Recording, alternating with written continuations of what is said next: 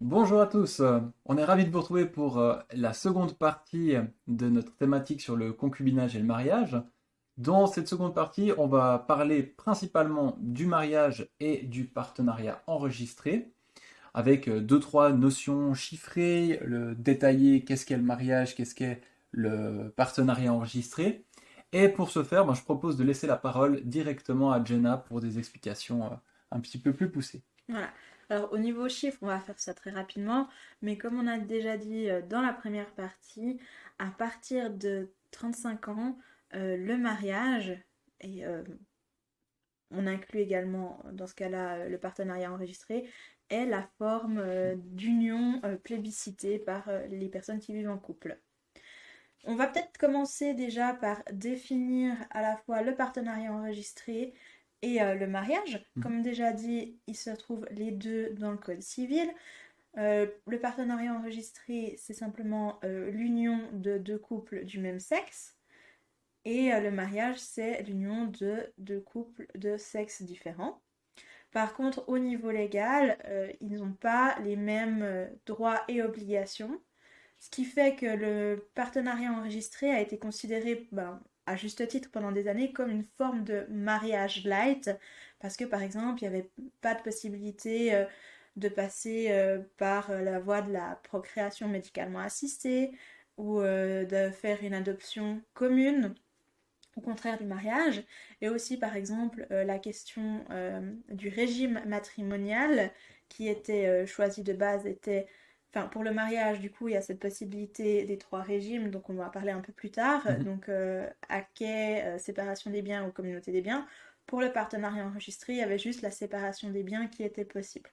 Par contre, tous les deux prévoyaient la question de la rente de veuf-veuve, et également toutes les questions en fait successorales dont on a parlé rapidement dans le précédent épisode.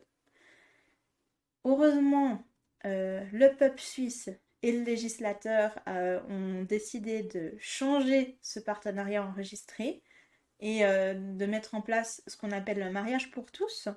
Ouais. Donc on va pas plus parler de partenariat enregistré par la suite, simplement parce que vu que ça a été accepté le mariage pour tous, il va entrer officiellement en vigueur le 1er juillet 2022. Donc à partir de ce moment-là, il n'y aura plus aucun partenariat enregistré nouveau qui pourra être célébré. Et les personnes qui ont déjà célébré leur union sous la forme d'un partenariat enregistré auront la possibilité, par conversion en fait de leurs vœux, d'être directement mariés. Donc ça, si jamais ça vous intéresse, vous pouvez nous écrire en MP, on vous donnera un peu plus de détails sur les démarches qu'il faut faire par rapport à ça. Aussi par rapport à cette question, faites attention si vous avez un partenariat enregistré qui a été célébré à l'étranger, vous avez un délai jusqu'au 30 juin 2022 pour choisir si vous voulez changer de régime matrimonial ou pas. Ok. Pour les personnes qui le feraient après coup, il faudrait refaire quoi? Tout le processus, hein? En fait, là, ça serait de nouveau passé en fait via une convention de mariage en fait devant notaire ou Ok. officier d'état civil en fait en quelque sorte pour changer le régime matrimonial, comme c'est possible de faire en fait pour les couples mariés à n'importe quel moment du mariage. Donc si on le fait avant la date butoir, c'est sans frais. C'est simplement par une déclaration Ok. écrite. Par contre, ça ne concerne que les personnes qui se sont fait un partenariat enregistré à À l'étranger, oui, l'étranger. oui, bien sûr. Mais c'était vraiment Mhm. pour anticiper d'éventuelles questions. Oui, oui. Parfait. Euh, donc là, on a parlé des aspects juridiques. Tu as abordé au fait les aspects des trois formes de mariage, des trois régimes. Tu as parlé donc de la quai, de la communauté et de la séparation. Est-ce que tu peux détailler peut-être les différents points de ces trois formes? Oui, alors volontiers. Alors on va peut-être aussi par la suite faire un post, que ce soit sur Instagram, où c'est qu'on va bien vous faire des petites cases, mais pour simplifier. On peut Euh, même le mettre en incrusté vidéo, hein, si tu veux. ouais, ça serait super. Alors, je m'occupe de mettre en incrusté vidéo concernant ça. Voilà, merci. Donc pour ce qui est du régime de base, si vous ne faites pas de contrat de mariage particulier, vous êtes soumis à ce qu'on appelle le régime de la participation aux acquis. Alors, qu'est-ce que c'est? Eh bien, pour simplifier, vous arrivez chacun avec une petite valise de biens qui va être le bien propre de monsieur, bien propre de madame, ou bien propre du partenaire 1 et bien propre du partenaire 2, enfin du marié 1 et du marié 2, on va dire, vu qu'il n'y aura plus de partenariat enregistré, il faut Ouais, que j'utilise ouais. les bons termes. Mm. Ça, ce sont les biens que vous avez acquis avant le mariage, qui sont vos biens propres. Pendant toute la durée du mariage, vous allez avoir un salaire qui va entrer. Vous allez peut-être gagner au loto, j'en sais rien. Et là, à ce moment-là, ces biens-là vont entrer dans une autre petite valise pour chacun d'entre vous, qui vont s'appeler acquets. C'est ce qu'on voit sur le dessin qui est actuellement à l'écran. Super, merci beaucoup. Et simplement, en fait, dans le cadre de la participation aux acquets, en cas de séparation ou de divorce, ou même du coup en cas de succession, vu qu'on va commencer par faire une liquidation du régime matrimonial, et ben, les acquets vont former une seule masse qui seront séparés, et finalement, chaque personne va repartir avec ses biens propres, plus la moitié des acquets. Ok, donc là, c'est vraiment le mariage, donc comme communauté de biens, pardon, participation aux acquets. Et du coup, quand tu parles de divorce, c'est vraiment cette séparation, elle intervient que dans ce cas de figure-là. C'est pas que pendant toute la durée du mariage, il va y avoir un inventaire qui est tenu. L'inventaire, il est fait à la fin. Oui, il est fait à la fin, hein, que ce soit au moment où, alors que ce soit au moment du divorce, au moment de l'ouverture de la succession, Ou, tu ou disais, il y a au une autre. cas de changement de régime matrimonial. Parce que c'est Ok, tout à fait possible qu'en cours de mariage, vous décidiez, écoutez, non, en fait, finalement, moi, ça me convient pas, la participation aux acquets, j'aimerais passer en séparation de biens, oui. qui est du coup la deuxième forme que je vais vous présenter. Et dans ce cas-là, c'est vraiment comme le régime en fait des concubins en quelque sorte, c'est chacun ses biens, De avant, de avant, que ce soit avant ou après. Vraiment, on sépare tout, ouais. que ce soit avant le mariage, pendant le mariage, etc. Donc là, il y a vraiment une séparation nette entre les biens de chacun des époux. Là, il y a clairement un inventaire qui est fait. Là, il faut faire un inventaire. En général, c'est aussi par rapport à la question des salaires. On va déterminer La balance, la hein. balance, en fait. Ouais. On va faire une balance. Finalement, il y a une troisième possibilité qui s'appelle la communauté des biens. Bah là, simplement, c'est qu'on met tout dans un même panier, soit les biens qu'on arrive avec avant et ceux qui sont accumulés pendant le mariage, qui vont faire un énorme pot et du coup ça sera le montant de la communauté des biens qui en cas de divorce ou de décès est séparé en deux. Ok, ouais, parfait. Par rapport, on va juste revenir sur les biens propres par rapport à la question des acquets, je voulais juste encore préciser que les biens propres restent toujours des biens propres. C'est-à-dire que, disons que vous avez acheté un appartement avec l'héritage, ben en fait le revenu de l'appartement en soi reste en fait un bien propre. Ça c'est juste important à garder à l'esprit. Même si cet achat immobilier est arrivé après mariage. Donc Ben, dans la situation, vraiment pour aussi là peut-être anticiper une question, un couple marié en acquis achète un bien immobilier, mais avec la succession de monsieur ou de madame. alors du coup, il faudra vraiment déterminer Ok, si c'est uniquement la succession ou si le fait en fait qu'il y ait par exemple eu une la partie. fiche salariale qui est du coup D'accord. un acquis qui a aidé à acquérir le bien. Mais Si on part du principe qu'il s'agit d'un investissement fait uniquement avec la succession, bah, par exemple, si on hérite un bien immobilier, c'est peut-être même le plus simple. On est ouais, déjà marié, on hérite un bien immobilier, ben en voilà, ce sens, le bien immobilier reste un bien propre. du côté de la famille. Donc le bien propre de la Des- famille de la personne qui... Ouais, qui a hérité. Mais voilà, c'est un aspect qui est de toute façon est réglé en fait au moment du divorce par le juge, l'autorité. Donc vous n'avez pas trop à vous en soucier en dehors de ça, en dehors d'un potentiel décès ou d'un divorce, c'est pas une question qui va revenir souvent. Mais c'était une bonne information. Merci. Super, merci en tout cas pour toutes ces précisions. J'espère que ça vous aura été utile pour votre compréhension. On va passer maintenant peut-être aux incidences administratives par rapport au concubinage. Donc, comme on l'a fait dans le premier épisode où on avait fait le concubinage par rapport au mariage, maintenant on va faire le mariage par rapport au concubinage dans les incidences administratives. Est-ce que tu peux nous sortir quelques points positifs pour le mariage par rapport au concubinage? Oui, alors peut-être d'abord, pour garder en fait le schéma qu'on a fait précédent, on va peut-être Oui, parler de l'impact déjà administratif du mariage en fait sur la vie de tous les jours. oui, oui, bien Parce que sûr. là, du coup, c'est pas un avantage ou un inconvénient, mais c'est simplement que déjà, il y a une possibilité, mais ça reste une possibilité de choisir un nom de famille commun, ce qui n'est pas le cas en fait dans le Mm. cadre du concubinage. Il y a un impact sur le logement de famille, il va avoir des dispositions spéciales dans le code des obligations et le code civil. Il y a également un impact au niveau des dettes, la solidarité, et ben, également ce qui concerne la représentation de l'époux, du conjoint, que vous pouvez faire juste du fait d'être marié. Vous pouvez représenter légalement et valablement l'autre. Ouais. Pour revenir aux points positifs et négatifs du mariage, on va commencer par le positif. Déjà, il y a une belle bague et puis une jolie robe. Mais bon, trêve de plaisanterie. Non, pour être plus sérieux, euh, les questions qui vont aller dans l'avantage du mariage, ben déjà, c'est une question de sécurité. Parce que, comme on l'a dit avant, c'est quelque chose qui est régi par le code civil. Donc, on est encadré juridiquement. Mm. Il y a des protections spéciales qui sont mises en place, des devoirs et obligations, des droits pour les couples mariés qui sont régis. Donc on ne peut pas faire tout et n'importe quoi et on a une certaine protection du fait de l'intervention possible d'une autorité. C'est un cadre. C'est un cadre, ouais. Ouais. Ensuite, je l'ai déjà dit avant, mais du coup, la possibilité de prendre un nom de famille commun ou pas. Donc ça, c'est bien aussi pour un aspect en fait de reconnaissance de votre statut en fait.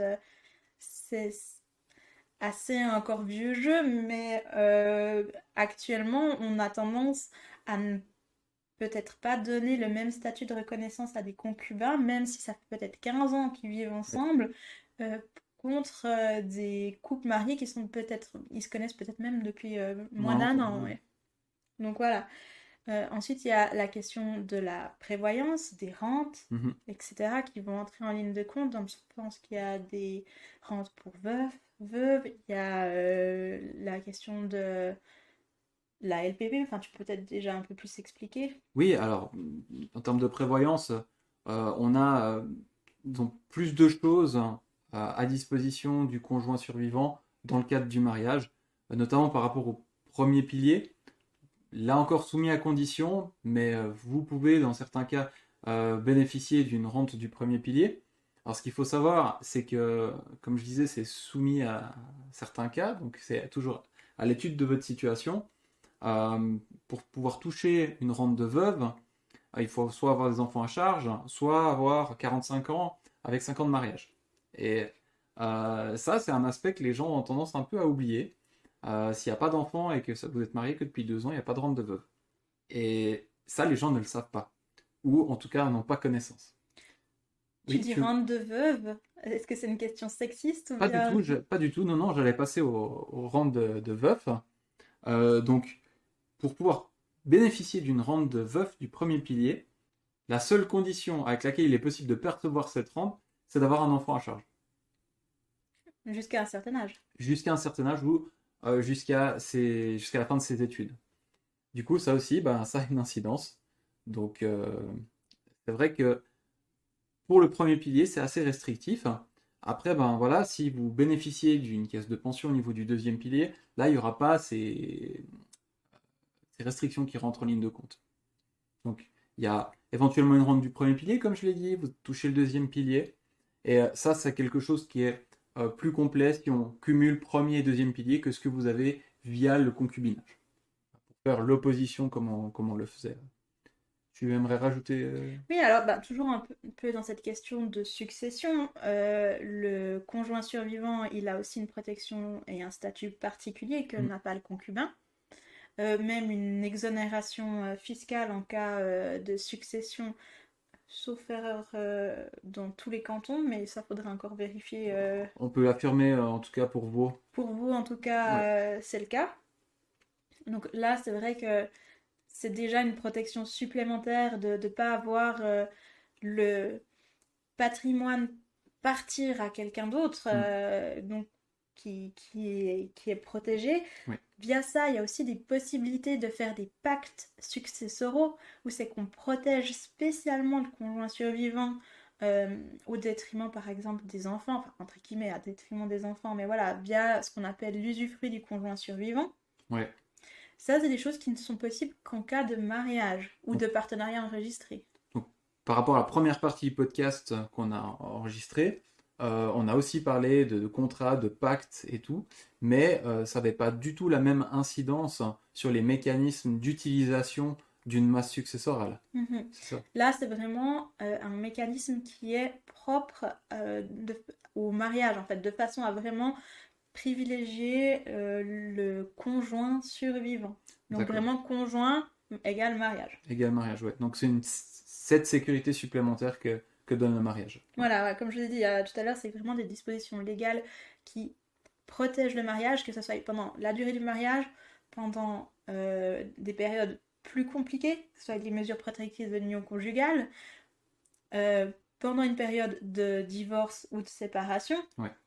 Donc là, on a aussi même la question de la séparation de corps qui est réglée par le Code Trop civil. compliqué d'en parler. Mais voilà, ouais, c'est trop C'est compliqué, trop on va pas compliqué d'en parler entrer. aujourd'hui. Et ben, la question du divorce, qui est réglée en fait par les dispositions du Code civil. Ça, c'est aussi important. Aussi, c'est par rapport à cette question des différents régimes matrimoniaux qui arrivent, c'est qu'on a cette possibilité de partir via la communauté des biens ou les acquets, qui permet de faire que la personne qui baisse son taux pour s'occuper des enfants se voit moins lésée en cas de séparation. Oui, alors ça dépend, comme tu le dis, de la forme.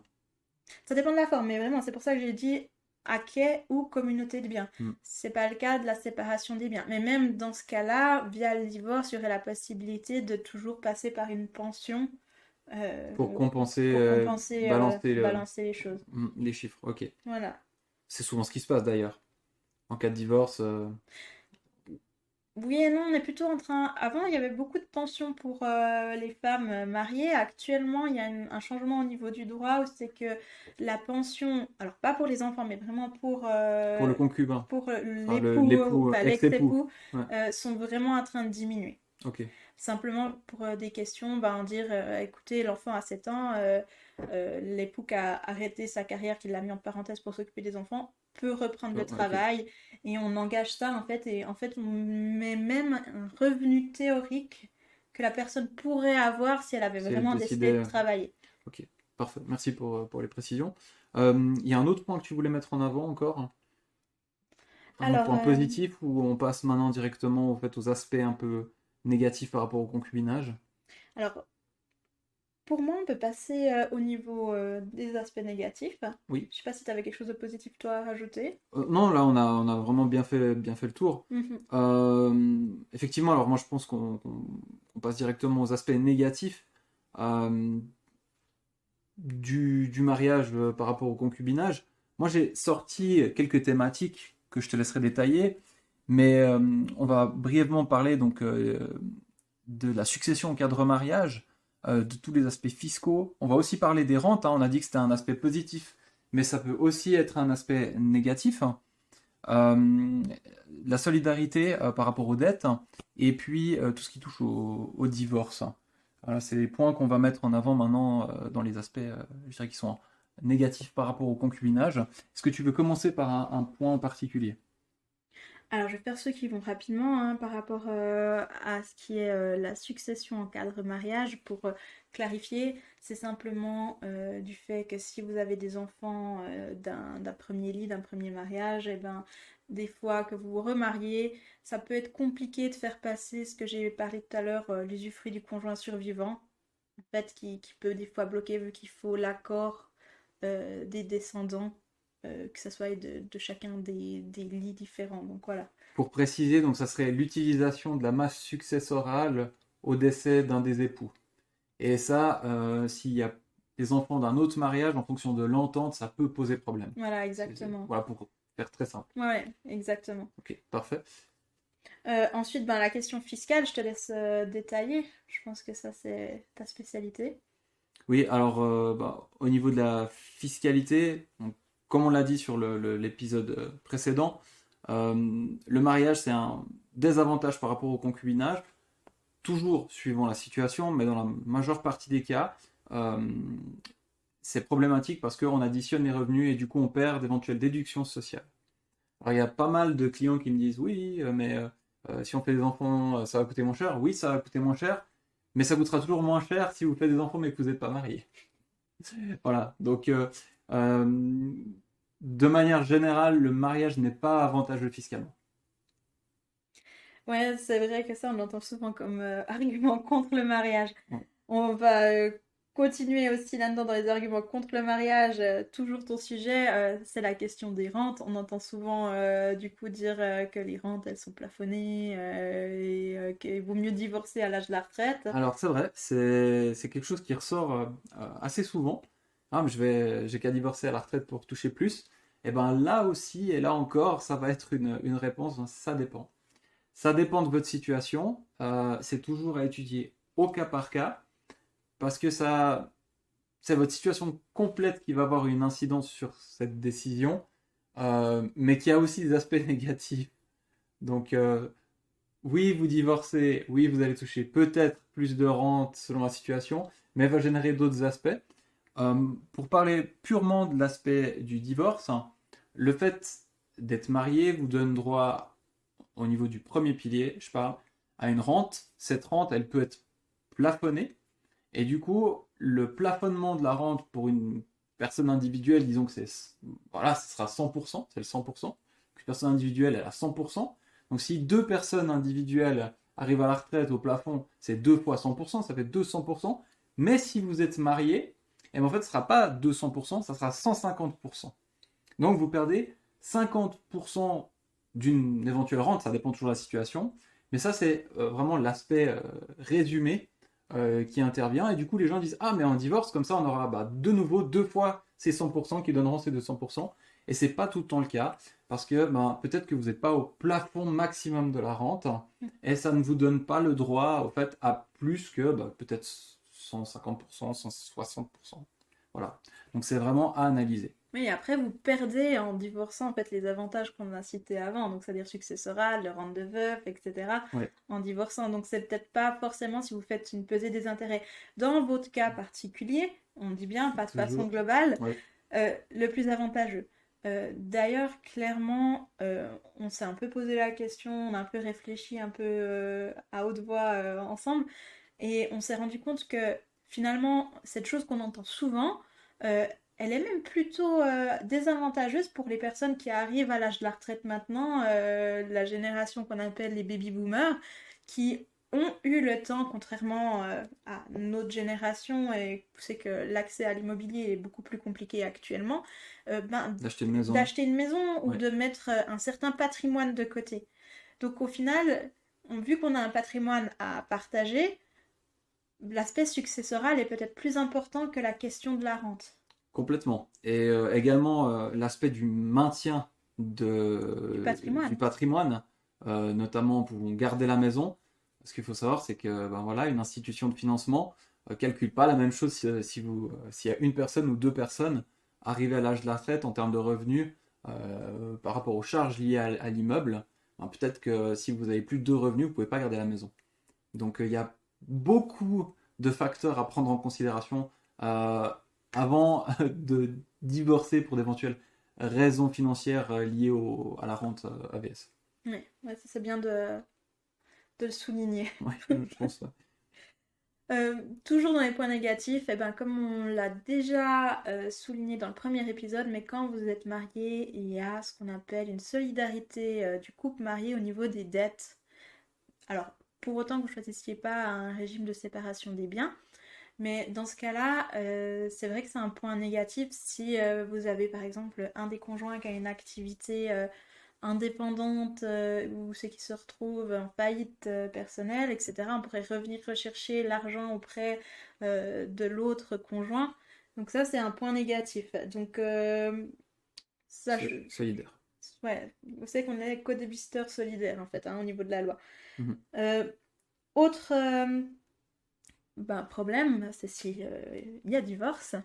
Alors, ok, on est, comme j'ai dit, c'est un avantage parce qu'on est protégé par l'autorité, mais on a cette question, en fait, déjà, des coûts du divorce, du fait de se voir via des avocats, des fois, c'est peut-être plus compliqué parce que plutôt que d'avoir une séparation claire, vous allez avoir une séparation, c'est que vous voyez via des lettres d'avocats interposées, vous voyez pas de temps en temps devant un tribunal, voilà, ça permet pas d'avoir une belle séparation claire et nette Ça peut être compliqué. d'un côté émotionnel, mais au niveau des coûts, un divorce, ça devient très cher au niveau des frais d'avocat, à moins que vous passiez par une convention de divorce ou une convention de mesures protectrices de l'union conjugale que vous pouvez rédiger vous-même ou à l'aide d'un conseil comme Pilet Conseil. Et du coup, vous faites ratifier par le juge directement. Mais si vous passez chacun avec son avocat, effectivement, les coûts prennent vite l'ascenseur. Mhm.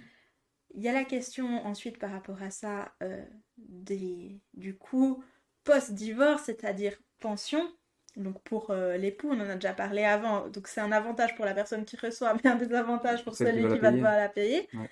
Et la question du splitting des caisses de pension, des assurances. Du coup, là, tu peux peut-être encore en donner un peu plus de détails. Ouais, alors effectivement, quand il y a divorce, on va, ça dépend là aussi le régime, hein, Mhm. mais on va séparer la fortune, enfin tout ce qui a été acquis pendant le mariage pour le répartir. Donc c'est vrai que si une personne arrive avec 500 000 et l'autre avec 100 000, ben, on prend ces 600 000 puis on les sépare en deux. Donc ça peut avoir des incidences pour l'un ou pour l'autre. Si les deux montants sont égaux, il y a pas de problème.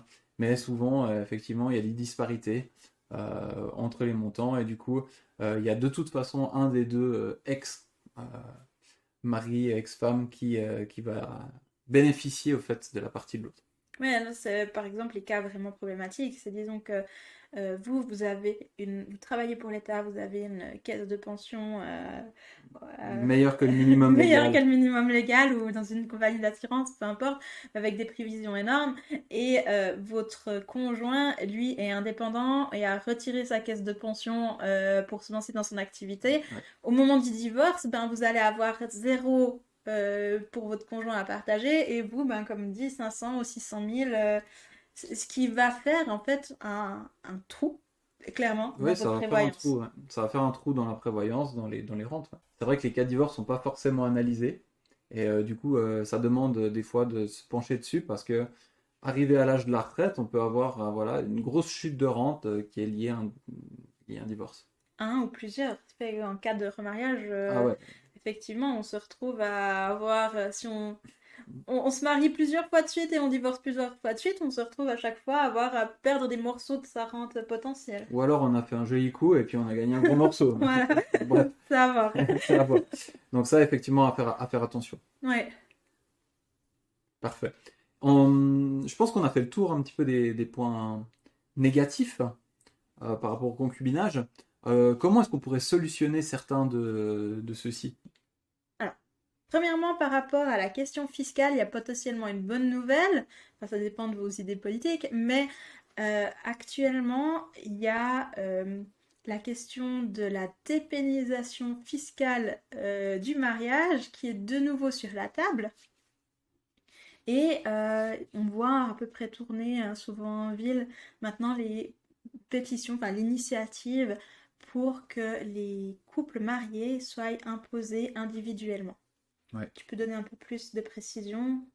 Donc oui, je vais donner un peu plus de précision par rapport à cette initiative. Donc c'est vrai que quand vous êtes marié, eh ben, comme je l'ai dit, vous avez les montants qui sont mis ensemble.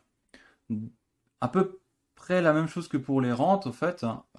Une personne, disons que c'est 100%. Mhm.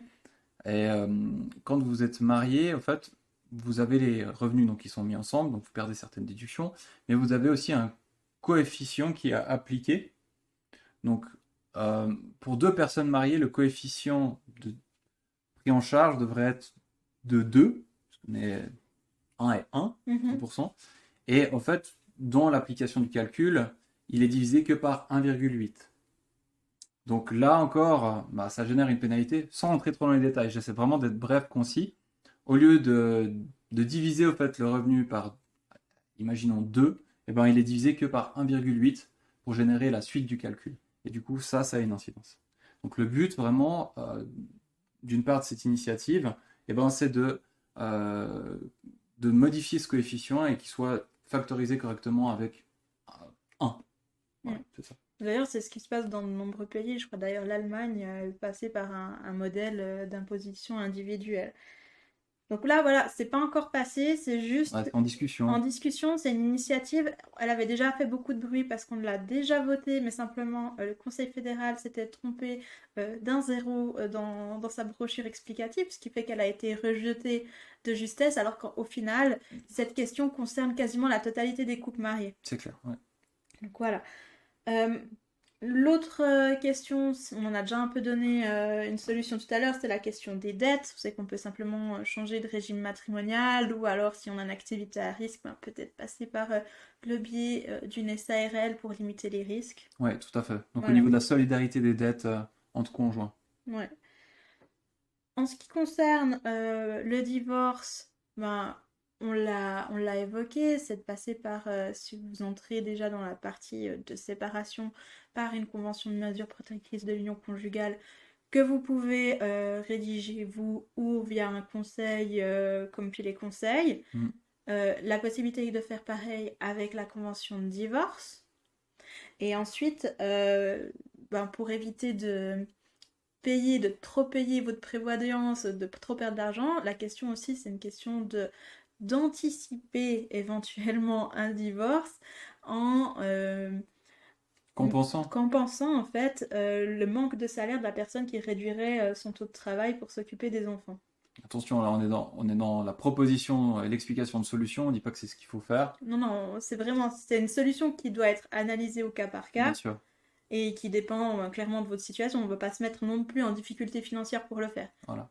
Mais par exemple, une personne qui aurait réduit son activité ou annulé son activité, le conjoint qui a un revenu pourrait peut-être cotiser au niveau de l'AVS pour elle ou souscrire à un 3e pilier pour elle pour équilibrer cette fameuse balance. Hein.